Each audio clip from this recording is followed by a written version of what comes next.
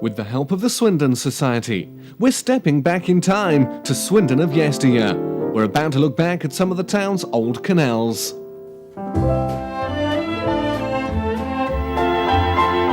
Our first picture was taken way back over 100 years ago in 1896. It's a hive of activity with the canal dam to lay the foundations for the Central Club. Most of the back-breaking work is being done by hand. The club remained until the 1970s.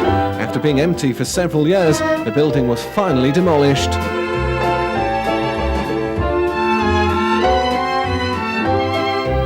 The canal entered Swindon from the west, roughly the same route as the London to Bristol railway line. This is Kings Hill Bridge in 1910, with Hill's Brickworks chimney just visible in the background. The canal was finally drained and the bridge demolished. At this spot, a bus shelter stands today, with a petrol station to the right.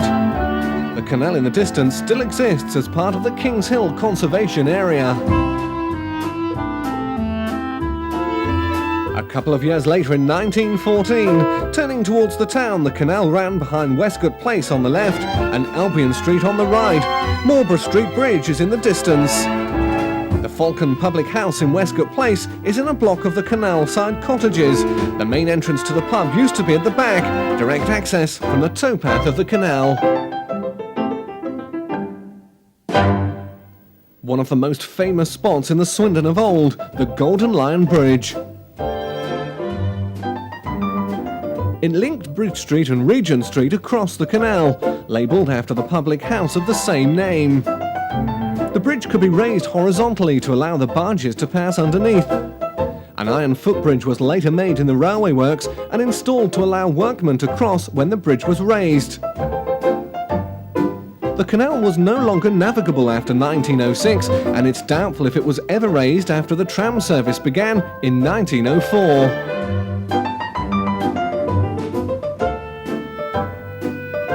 This photo was taken in 1900. It's a view of a flour mill in the town with a family name that still trades here.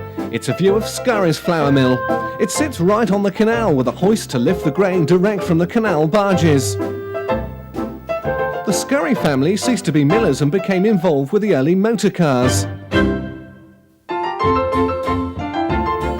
The flour mill later became a motor repair workshop with the car showrooms at the front. The town's Ford dealer Arriva Ford used the same site today, which is near the entrance to Halford's and the B&Q DIY store. This is the North Wiltshire branch of the canal system, at the entrance to what is now the Cheney Manor trading estate. It's a tranquil scene taken back in 1912. It shows children catching butterflies on the already dried up canal bed.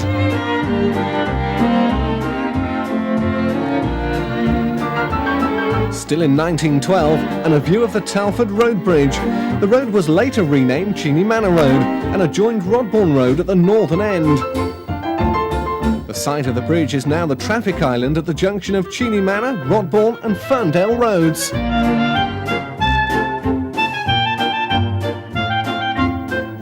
The year is now 1955. We're looking along Fleming Way towards the Magic Roundabout. The canal's been redundant for many years. The scene's changed completely today. The Fleming Way service station is on the left of this picture, and the fire station would be to the right.